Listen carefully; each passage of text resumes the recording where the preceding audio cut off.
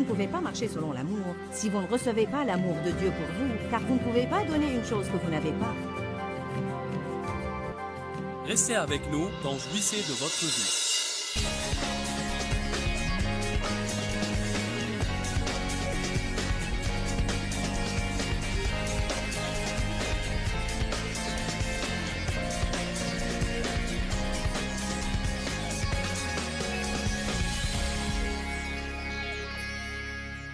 Eh bien, cet après-midi, j'ai décidé de vous parler des pressions de la peur.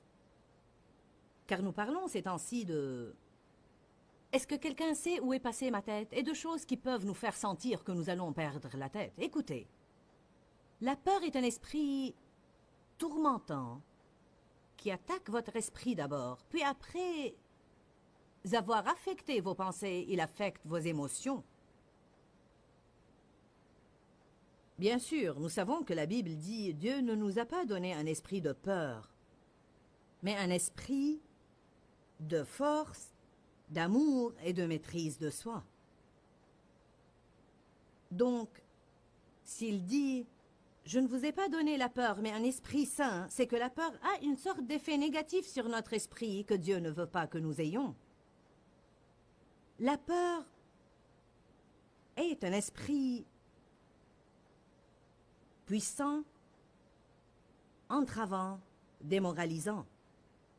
La peur va bloquer votre créativité. La peur va vous retenir au même endroit toute votre vie et vous empêchera d'entreprendre quelque chose de nouveau. La peur de la souffrance vous éloignera des relations et vous éloignera de l'intimité. Il y a d'innombrables sortes de peurs et nous passerions certainement moins de temps à énumérer les choses dont les gens n'ont pas peur plutôt que d'essayer de faire une liste des choses dont ils ont peur. Il y a des peurs réelles et uniques, en plus des autres sortes de peurs que nous connaissons et avec lesquelles nous avons affaire. Dans 1 Jean 4, verset 18, la Bible dit « L'amour parfait bannit la peur, car la peur a un châtiment. » Que signifie l'amour parfait bannit la peur? Cela signifie que si jamais nous recevons une révélation complète sur la manière illimitée, parfaite, totale et inconditionnelle dont Dieu nous aime, et sur le fait que s'il nous aime autant, il va sûrement s'occuper de nous. Dieu a un plan providentiel pour la vie de chacun d'entre nous. Je prépare un message en ce moment sur l'aide providentielle de Dieu. Qu'est-ce que j'entends par providentielle? Ça veut dire qu'elle a été planifiée depuis longtemps. Dieu a un plan pour prendre soin de son peuple. Et si vous étudiez la Bible, vous verrez que dans le désert, il s'est occupé d'eux. Ils se sont trouvés dans toutes sortes de places et Dieu s'est occupé d'eux. Ils pouvaient ne pas être dans des places confortables, mais Dieu s'occupait d'eux. Quand je me retourne sur ma vie, je vois des moments où je n'avais pas ce que je voulais, mais Dieu s'occupait de moi. Je vois des moments où j'étais abandonnée toute seule dans des villes inconnues à l'âge de 18 ans. Et pourtant Dieu s'occupait de moi. Vous regardez en arrière et vous vous rappelez de toutes ces choses que vous vous disiez « Je ne vais pas tenir le coup. C'est trop pour moi, je n'y arriverai jamais. » Puis vous regardez en arrière et vous pensez « J'y suis arrivé. » Dieu a dit qu'il ne va jamais vous délaisser ou vous abandonner. Et partout dans la Bible, il dit « N'aie pas peur car je suis avec toi ». C'est vraiment la seule base dont nous avons besoin pour ne pas avoir peur. Je ne dois pas avoir peur car Dieu est avec moi. Je ne dois pas savoir ce que Dieu va faire car il est avec moi. Et quand il est prêt à faire une chose, il la fera. Je ne dois pas avoir peur des gens car Dieu est plus grand que les gens. Je ne dois pas avoir peur de leur rejet car j'ai son amour. L'amour parfait bannit la peur. Si vous êtes des personnes tourmentées par trop de peur, je suggère vivement que vous preniez tout le temps qu'il faut dans votre vie, peu importe si c'est 1 an ou 6 mois ou 2 ans, et que vous étudiez l'amour de Dieu jusqu'à ce que vous l'assimiliez.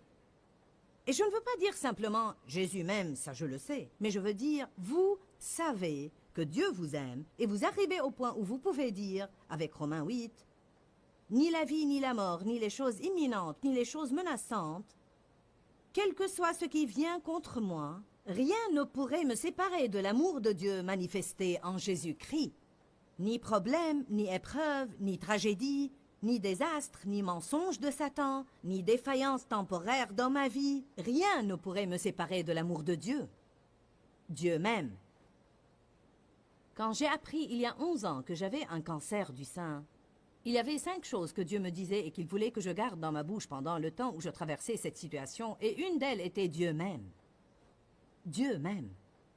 Vous devez dire ça à plusieurs reprises chaque jour. Je veux vous défier. Si vous n'êtes pas habitué à le dire, vous devez prendre l'habitude de le dire à haute voix de votre bouche plusieurs fois par jour et ne le murmurez pas. Dites-le, Dieu aime ma personne. Allez vous regarder dans le miroir et regardez-vous droit dans le visage et dites, Dieu aime ma personne. Je vais vous dire, si vous commencez à le faire, quelque chose va se passer à l'intérieur de vous et vous allez commencer à vous sentir en sécurité, vous allez commencer à vous sentir entouré de soins et vous allez trouver que beaucoup des peurs vont s'évaporer de votre vie. Car je crois vraiment que la seule chose qui puisse chasser la peur, c'est l'amour de Dieu. Vous pensez peut-être que les gens savent que Dieu les aime, mais je peux vous dire que ce n'est pas le cas. Si quelqu'un vous dit « Savez-vous que Dieu vous aime ?» vous allez dire « Oui, je le sais ». Mais il y a une grande différence entre l'assentiment mental et la révélation. Dites, juste pour vous entraîner, Dieu m'aime. Dites-le de nouveau. De nouveau. Fermez les yeux et dites-le de nouveau. Encore une fois. Encore une fois. Maintenant, donnez-vous une étreinte et dites de nouveau, Dieu m'aime. Et parce que Dieu m'aime, je peux m'aimer. Bon, Dieu soit loué. Allez à Ésaïe 41. Ésaïe, chapitre 41.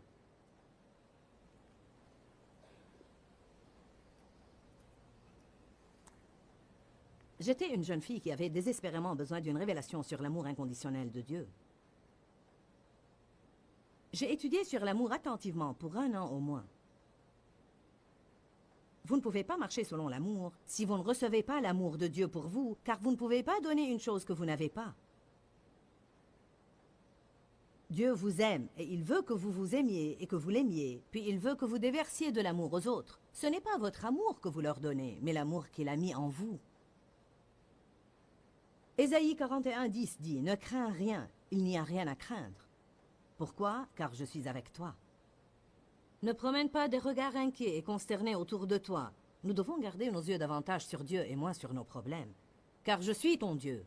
Je te fortifie et te rends indifférent aux difficultés. Que signifie devenir indifférent aux difficultés? Cela signifie que les choses qui vous anéantissent maintenant, si vous demeurez en Jésus, 5 ans plus tard, ces mêmes choses ne vont plus vous affecter du tout. Je veux dire, elles ne vont même plus vous toucher. Elles ne vont plus vous faire trébucher. Qui en a déjà l'expérience dans sa vie? Des choses qui ne vous affectent plus. Il y a des choses qui vous inquiètent maintenant et qui dans 3 ou 4 ou 5 ans ne vous inquiéteront plus. Il y a un grand travail progressif qui se produit dans votre vie. Dieu nous change de gloire en gloire. Je te rends indifférent aux difficultés. Oui, je viens à ton secours. Oui, je te soutiens et je te garde de ma droite triomphante, de droiture et de justice.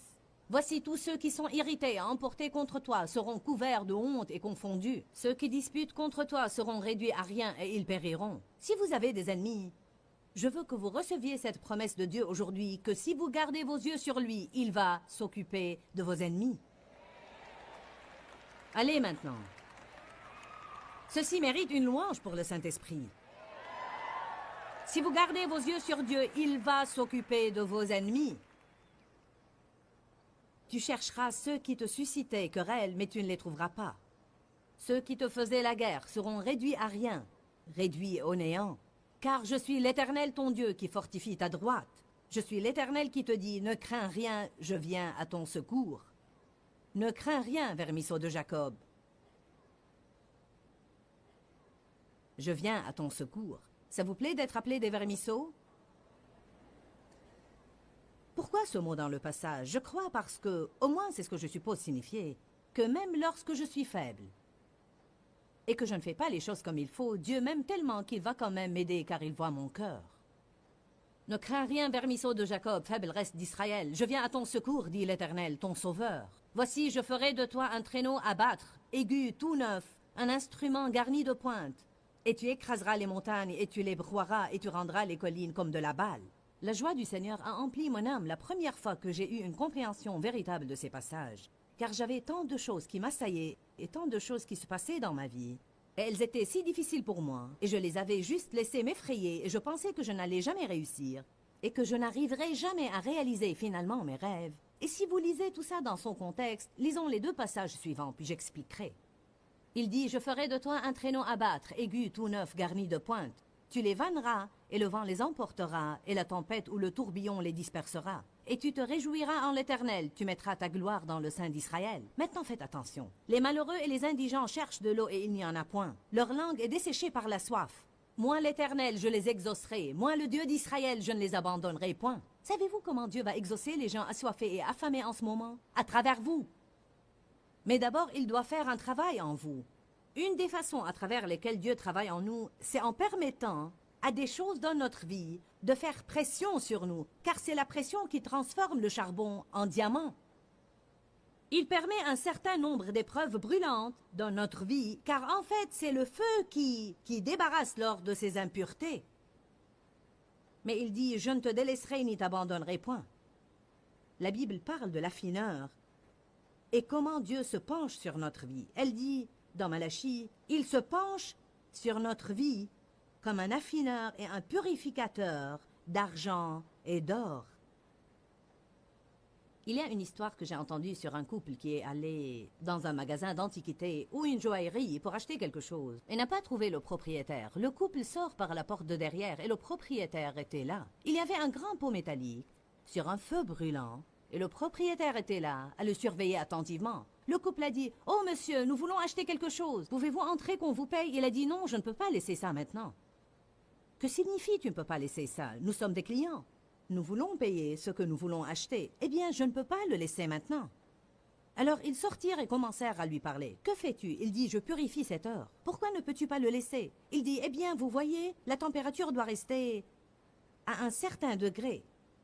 Si elle devient trop chaude, elle va le détruire. Et si elle devient trop froide, il va se solidifier et les impuretés vont rester dedans. » Ils dirent, « Quand est-ce que tu sauras que c'est fini ?» Il dit, « Lorsque je le regarde et que j'y vois mon image. »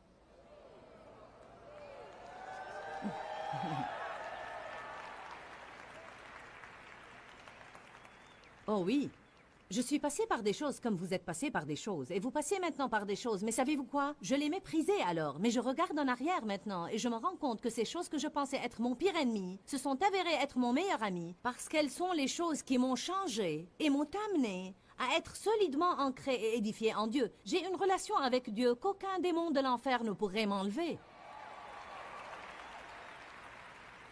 Quand vous souffrez tellement que personne ne peut vous aider, allez à Dieu et vous aurez l'aide dont vous avez besoin. Tant que nous pensons que les gens peuvent résoudre nos problèmes, nous allons recourir aux gens. Mais ce dont vous avez besoin est un problème si grand que les gens ne pourraient vous aider.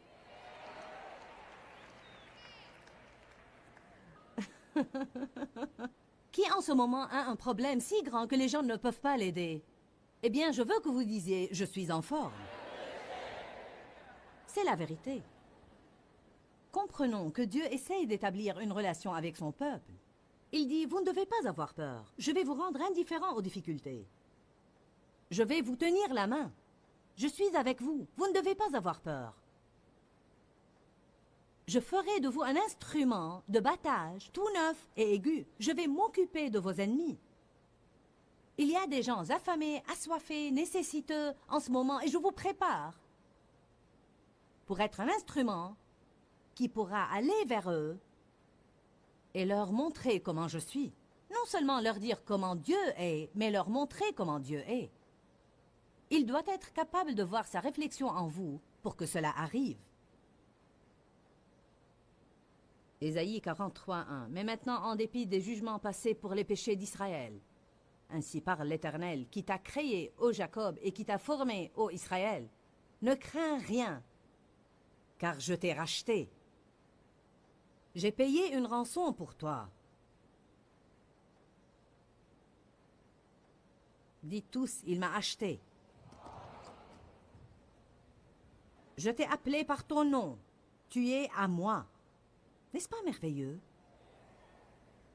Si tu traverses les eaux, je serai avec toi. Et si tu traverses les fleuves, ils ne te submergeront point. Si tu marches dans le feu, tu ne te brûleras point. Combien d'entre vous se rappellent Shadrach, Meshach et Abednego? Ils ont dû entrer dans la fournaise ardente, et après qu'ils y soient entrés, la fournaise fut chauffée 7 fois plus que la normale. Vous parlez d'épreuves, et comment nous avons des épreuves, et des épreuves qui sont 7 fois pires que la normale. Et pourtant la Bible dit, ils trouvèrent un 4e homme dans cette fournaise. Quand le roi ouvrit la fournaise, ils sortirent en marchant. J'aime ce que la Bible dit. L'odeur du feu ne les avait pas atteints. Écoutez bien cela. Lorsque le diable tire sur vous ses pires coups, il ne se rend pas compte qu'il fait de vous un instrument de battage neuf et aigu qui va lui écraser et lui broyer la tête. Et c'est exactement ce que ces passages disent. Vous savez, lorsque nous assistons à un séminaire, nous pensons que nous pouvons chasser les démons. Vous rappelez-vous des démons que cet homme a essayé de chasser et qui se sont jetés sur lui et ont dit « Nous connaissons Jésus et Paul, mais toi, qui es-tu » Et ils ont réduit ce pauvre en bouillie. Écoutez, si vous voulez avoir une autorité sur le diable, vous feriez mieux de marcher avec Dieu et de passer par certaines de ces choses dont vous vous étiez enfui, et mettez-vous de la chair sur vos os spirituels et ayez une maturité spirituelle, et découvrez qui est Dieu vraiment et faites l'expérience de première main de sa fidélité, et non seulement du témoignage de quelqu'un d'autre. Ayez votre propre témoignage, et pour cela il vous faut un test. Il dit, si tu marches dans le feu, tu ne te brûleras point. Et la flamme ne t'embrasera pas, car je suis l'Éternel, ton Dieu, le Saint d'Israël. Ne crains rien, car je suis avec toi. Je ramènerai de l'Orient ta race, etc., etc., etc. Donc nous ne devons pas avoir peur. La peur implique des pensées qui affectent les émotions. La peur, c'est d'être inquiet à propos de choses que nous n'avons pas et qui n'arriveront jamais. Vous en rendez-vous compte? La peur, c'est... Vous savez, nous avons peur que quelque chose arrive dans la vie, alors que ce n'est pas encore arrivé, ou que ce qui arrive arrivera toujours de cette façon, ou que ce qui arrive va devenir pire. La peur, P-E-U-R, veut dire évidence erronée, apparaissant réelle. De quel genre de choses avons-nous peur? Le passé? L'avenir? Les gens? Ce qu'ils pensent, ce qu'ils vont faire? Nous avons peur de ne pas satisfaire nos besoins, ou de ne pas avoir tout ce que nous voulons. Et si nous n'avons pas ce que nous voulons, nous avons peur d'être malheureux. Nous avons peur d'être mal compris. Nous craignons la mort, nous craignons les maladies. Nous craignons la douleur, la solitude, le rejet, l'abandon, l'échec. Nous avons peur d'être corrigés, nous avons peur d'être punis, nous avons peur d'exaspérer les gens ou d'exaspérer Dieu.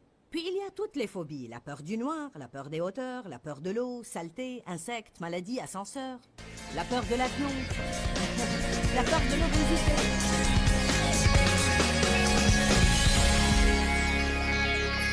Les pressions de la peur peuvent certainement vous faire sentir que vous allez absolument perdre la tête. La Bible dit que la peur amène le tourment. Et je le sais moi-même, quand la peur m'assaille, elle assaille mon esprit, et je peux alors avoir toutes sortes d'idées folles. Nous voulons aider votre esprit. Je crois que l'esprit est le champ de bataille, et franchement, je ne pense pas qu'il y ait moyen de jouir de votre vie si vous ne trouvez pas la paix de l'esprit. Dans notre programme, nous faisons tout notre possible pour aider les gens à jouir de leur vie, car je crois que Jésus est mort pour que vous jouissiez de votre vie, et que vous jouissiez de chaque jour de votre vie. Je veux vous encourager en clôturant à avoir foi en Dieu. La Bible dit dans Hébreux 11:6 que sans la foi, il est impossible d'être agréable à Dieu. Celui qui s'approche de lui doit croire qu'il existe et qu'il est le rémunérateur de ceux qui le cherchent avec zèle. Dans notre programme, nous avons enseigné sur la peur. Je crois que la peur, quand nous avons peur, c'est comme mettre notre confiance dans ce que le diable dit. Mais quand nous croyons Dieu, nous mettons notre confiance dans ce que Dieu dit. Nous pouvons littéralement ouvrir nos cœurs et croire ce que Dieu dit. Et des choses magnifiques vont arriver dans notre vie, ou nous pouvons croire ce que l'ennemi dit, et de mauvaises choses vont arriver dans notre vie. La Bible dit que dans la parole de Dieu, il y a une vertu révélée qui nous mène de foi en foi. Je veux vous encourager à vivre simplement de foi en foi. Et ce que je veux dire là, c'est que chaque chose que vous rencontrez dans votre vie, abordez-la avec une attitude de foi et de croyance en Dieu. Lorsque nous croyons Dieu, nous entrons dans son repos. Je veux que vous jouissiez de votre vie. Alors ayez foi en Dieu et vous serez stupéfiés par les choses magnifiques que Dieu ferait pour vous. Pourquoi, Seigneur, pourquoi? Dans ce livret, Joyce Meyer nous enseigne à travers la parole comment être délivré de la confusion. Pour obtenir ce livret gratuitement, écrivez-nous à Joyce Meyer, boîte postale 40095-6300 Larnaca, Chypre. Ou bien visitez notre site web www.joycemeyer.org/fr.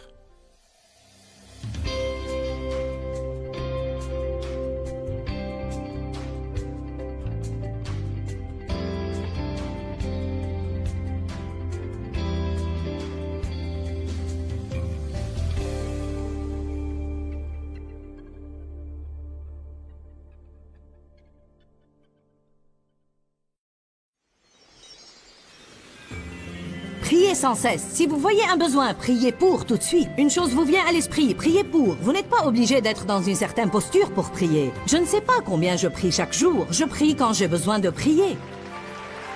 Restez avec nous dans Jouissez de votre vie.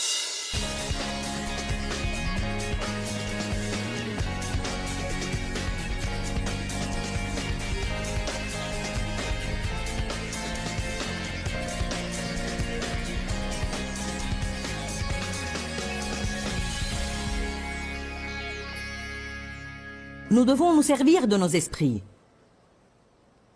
Nos esprits doivent être nourris. Ils sollicitent en fait la connaissance convenable.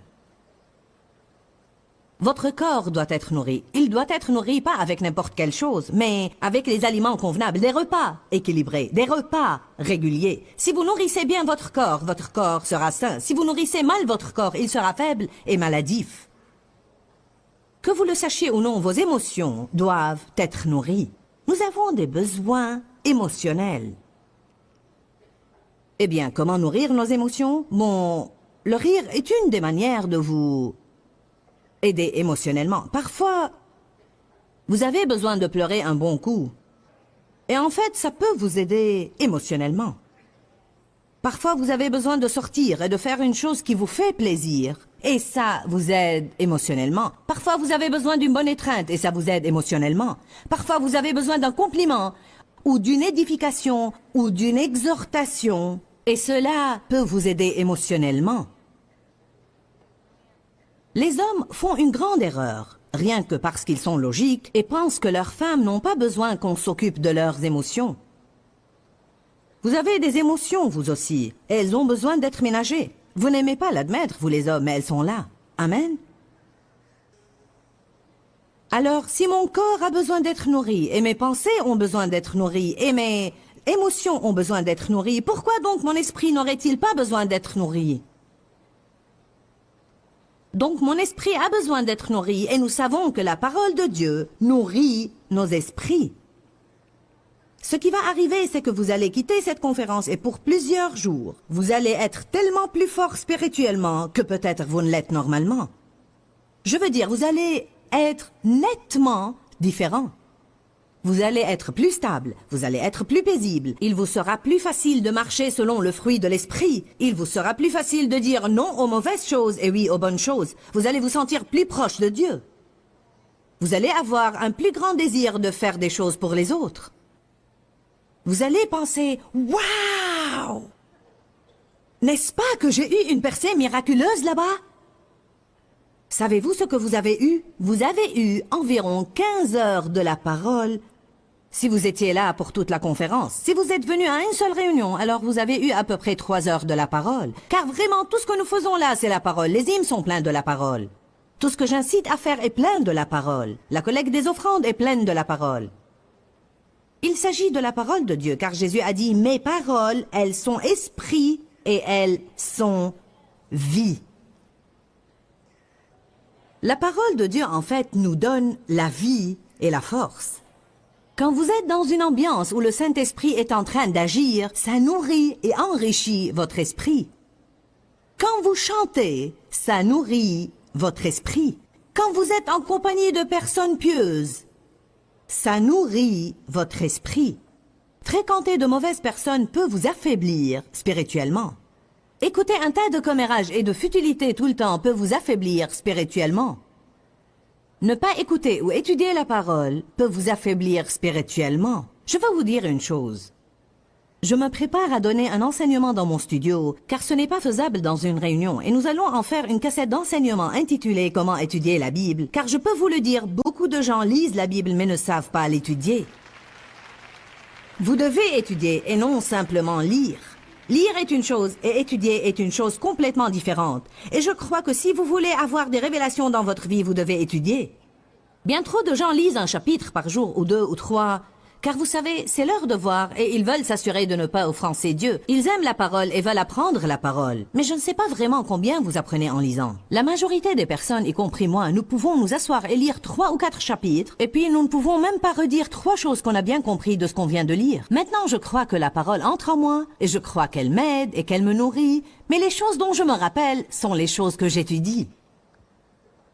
Quand je suis en train de lire et que je tombe sur une chose qui m'intéresse vraiment, et j'ouvre ma concordance et je trouve un grand nombre de références sur ce sujet que je peux rechercher, et je les cherche dans le dictionnaire, et puis je les cherche dans un dictionnaire grec, et ensuite je sors peut-être quelques autres livres d'études et je poursuis la chose. Ensuite, savez-vous ce qui arrive? Tout d'un coup, quelque chose qui se trouve là, descend et arrive là, et ensuite c'est comme des images dans l'esprit. C'est comme « Ouais, je le comprends maintenant !» Nous avons une épidémie de chrétiens paresseux, apathiques, qui veulent que tout leur soit donné à la cuillère. Et ce n'est peut-être pas votre cas. Vous n'êtes pas trop paresseux, sinon vous ne seriez pas là. Savez-vous à combien de gens Dieu a dit de venir ici aujourd'hui? Nous n'aurions pas pu nous approcher de ce bâtiment s'ils étaient tous venus. Je vous parie que pour faire venir 8000 personnes à une réunion comme celle-ci, Dieu doit parler à 80 000. Amen. Personne ne peut dire à combien de gens Dieu doit parler pour subventionner un ministère comme le nôtre. Car contre chacun qui envoie une offrande, il y a probablement 10 000 auxquels Dieu a parlé et qui n'ont rien fait à ce propos. Peut-être qu'ils ont eu une bonne intention. Savez-vous quoi? Les bonnes intentions ne sont pas l'obéissance. Les gens ne font pas ce que Dieu leur demande. Ensuite, ils sont faibles et ils ne comprennent pas pourquoi ils sont faibles. Ensuite vient la peur et ils ne peuvent pas lui résister. Viennent les soucis et ils ne peuvent pas leur résister. Ils ne peuvent pas résister à la tentation de se mêler des affaires des autres, ni résister à la tentation de juger et de critiquer quelqu'un d'autre. Vient la dépression et ils ne peuvent pas la combattre. Pourquoi? Non parce qu'ils ne le veulent pas, mais parce qu'ils ne sont pas spirituellement forts pour le faire. Il y a une force qui émane de l'homme intérieur. Je prêche par cette force tout le temps. Je prêche par la force du Saint-Esprit. L'apôtre Paul a dit ça. Et c'est pourquoi ce que je dis, ou n'importe qui d'autre qui prêche par la force du Saint-Esprit, c'est pourquoi ça vous aide et vous édifie tellement. Il ne s'agit pas uniquement de mots, car quelqu'un d'autre peut venir prendre mes notes et essayer de prêcher exactement le même sermon. Mais croyez-moi, s'il n'a pas de force dans sa vie, alors ce qu'il dit ne va pas tellement vous affecter. Paul a dit, je ne viens pas à vous avec des mots éloquents, mais je viens à vous avec une démonstration et une puissance du Saint-Esprit. Allez maintenant. Nos louanges et adorations ne sont pas simplement beaux. Ce ne sont pas seulement des musiciens achevés. Je veux dire, il y a une onction sur cette chose. Ça fait du bien de l'écouter et je ne suis pas la seule à le savoir. Je veux dire, ça se voit. Ça ne peut pas venir d'une vie nonchalante et d'une désobéissance à Dieu et d'une absence de la parole. Et ça ne vient pas du fait qu'ils mènent la louange depuis 20 ans. Ça vient parce qu'ils sont en train de nourrir leurs esprits. Amen. Je ne pense pas que j'aurais pu choisir un meilleur message pour clôturer. Parce que vous allez rentrer chez vous, et si vous ne continuez pas à faire ce que je vous dis maintenant, Je pourrais revenir dans un mois et vous trouver dans le même état dans lequel vous étiez quand vous êtes venu cette fois. Est-ce que tout le monde m'entend? Je vous dis une chose qui est extrêmement importante. Vous ne pouvez pas vivre dans la conférence, ni vivre dans le séminaire. Mais vous pouvez vivre dans la parole. Vous avez des cassettes d'enseignement, mettez-les et écoutez-les. Si vous sortez pour monter dans votre voiture et vous allez y être pour 1 heure, et vous avez oublié de prendre vos cassettes, et vous savez que c'est un bon moment pour écouter la parole, sortez de la voiture, revenez à la maison, cherchez vos cassettes et sortez de nouveau. N'agissez pas comme si ce n'est pas important. Eh bien, je les ai oubliés, je vais continuer. Continuez à faire quoi? À conduire la voiture avec une tête vide? Pour que Satan puisse y jeter toutes sortes d'ordures? Vous pouvez conduire pour 1 heure en pensant à tout ce que quelqu'un vous a fait et combien vous êtes exaspéré et combien vous êtes misérable. Mais si vous aviez cette parole dans la voiture, vous auriez été puissant pour pouvoir vaincre ce diable. Vous vous réveillez et vous vous sentez déprimé. Vous prenez cette cassette de louanges sur le sang de Jésus. Vous voulez chasser le diable de votre foyer. Écoutez des hymnes sur le sang. Il n'aime pas le sang, il va s'enfuir.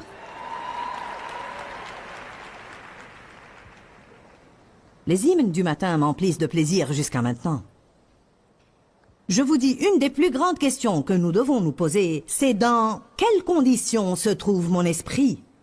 Et pas comment vont mes finances? Pas comment va mon corps? Pas dans quelles conditions est le monde? Ce sont des questions que nous devons nous poser aussi. Mais je dis que nous sommes toujours inquiets à propos de nos circonstances. Je me demande combien de personnes ici aujourd'hui se sont jamais posé la question « Comment va mon esprit ?» Je ne savais pas qu'il pouvait être dans un certain état. Je pensais qu'il existait, c'est tout. La Bible dit dans 1 Thessaloniciens que votre esprit et votre âme et votre corps soient conservés intacts et irrépréhensibles lors de l'avènement de notre Seigneur Jésus-Christ. Psaume 18 ou Proverbe 18, 14.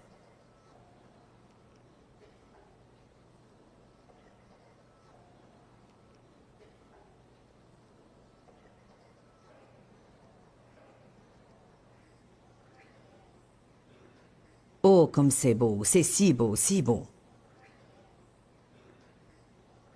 Ce que je vous enseigne pourrait être un tournant radical dans votre vie spirituelle si vous saisissez vraiment ce que je dis par l'esprit.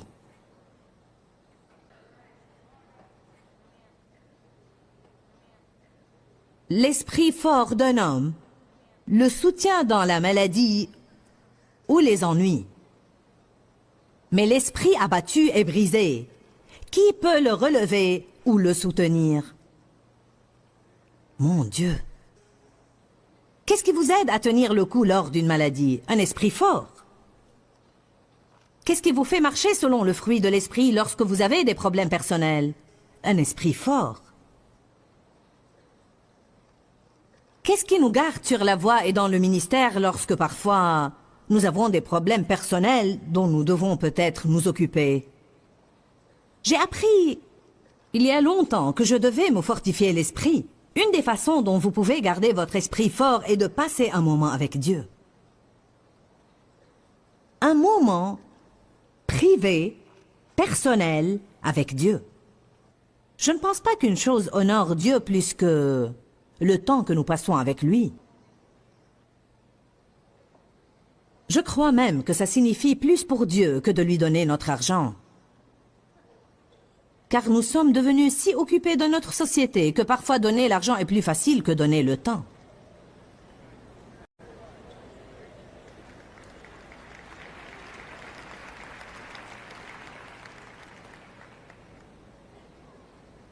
La Bible dit que nous sommes les sarments. Il est le cep et nous sommes les sarments.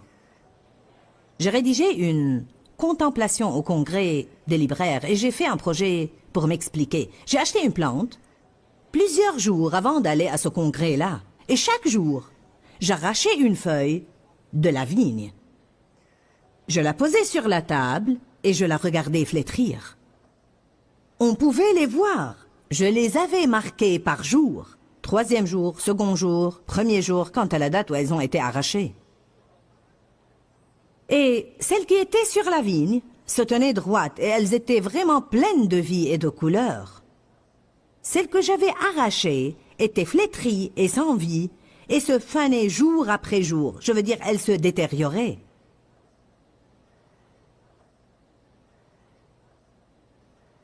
Il est dit dans Jean 15, « Si vous ne demeurez pas dans la vigne, vous allez flétrir. » Vous n'allez pas être fort, vous n'allez pas avoir de vie en vous. Passez du temps avec Dieu pour être des chrétiens puissants. À votre place, si j'allais investir du temps dans ça, je voudrais le faire comme il faut. Si j'étais vous, je ferais la course pour la remporter. Je ne voudrais pas juste courir, mais faire la course pour la remporter. Je disais, si je vais faire ça, si je vais consacrer ma vie à ça, si je vais dire c'est ce que je crois, alors je vais faire la course pour la remporter. Je vais vous dire une chose, si vous allez faire la course pour la remporter, vous allez avoir à supprimer certaines choses de votre vie. Vous allez avoir à dire non à certaines personnes qui ne veulent pas entendre non. Croyez que le diable va sortir sa grosse artillerie s'il pense que vous allez consacrer plus de temps à Dieu. Qu'arriverait-il dans la vie des chrétiens si chaque chrétien consacrait rien qu'1 heure par jour à Dieu? Parmi les 24 heures, ne pouvons-nous pas lui donner 1 heure? Nous donnons une à la télé, nous donnons une au téléphone.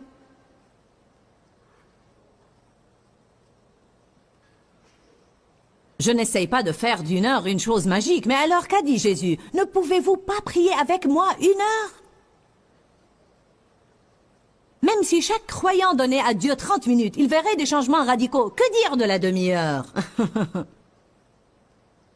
La Bible dit dans Apocalypse qu'il y eut dans le ciel un silence d'1 demi-heure. Peut-être que Dieu essayait d'écouter pour voir si quelqu'un priait.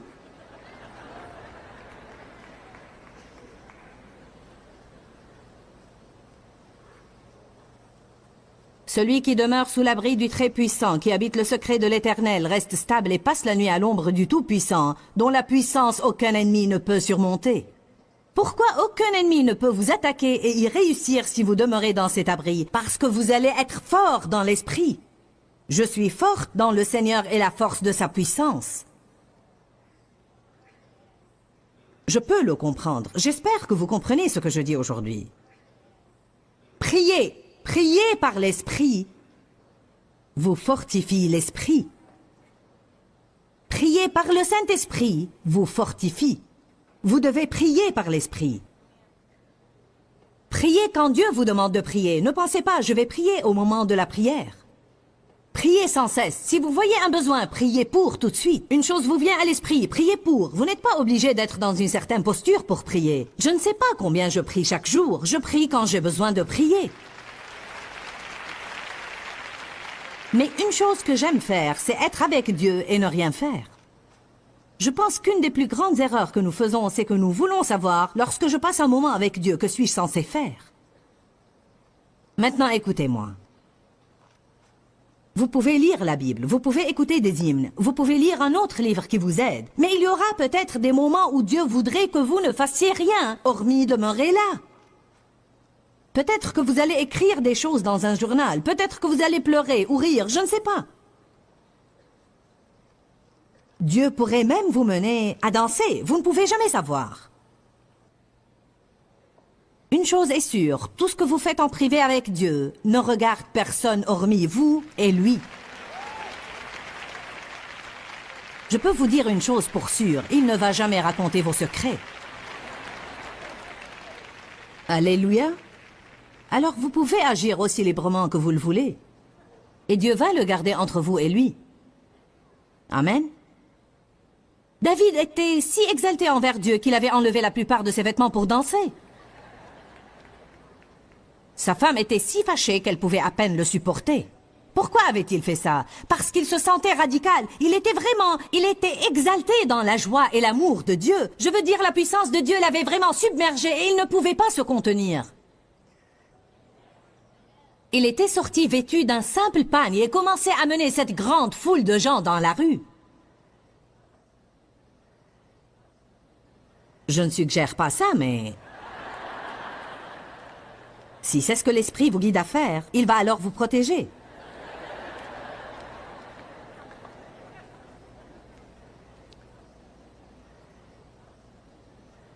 L'esprit fort d'un homme le soutient dans la maladie et les ennuis. Mais l'esprit abattu et brisé, qui peut le relever ou le soutenir?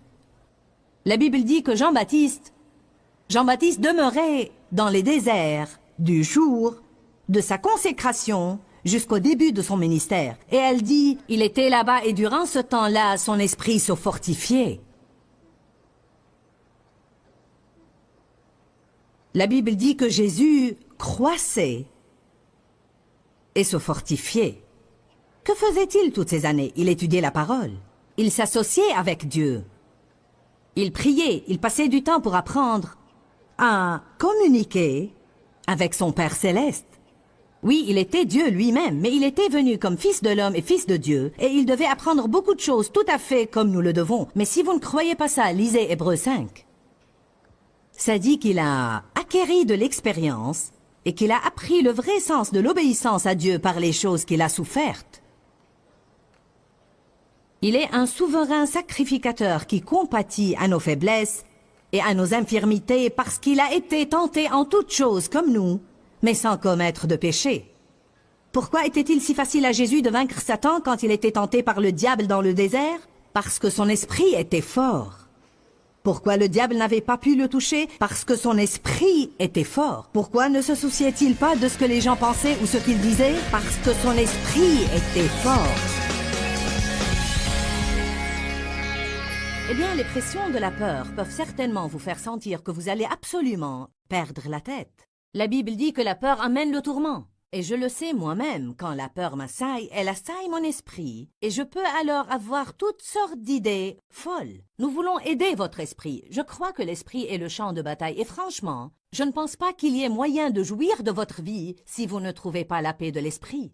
Dans notre programme, nous faisons tout notre possible pour aider les gens à jouir de leur vie, car je crois que Jésus est mort pour que vous jouissiez de votre vie et que vous jouissiez de chaque jour de votre vie. Je veux vous encourager en clôturant à avoir foi en Dieu.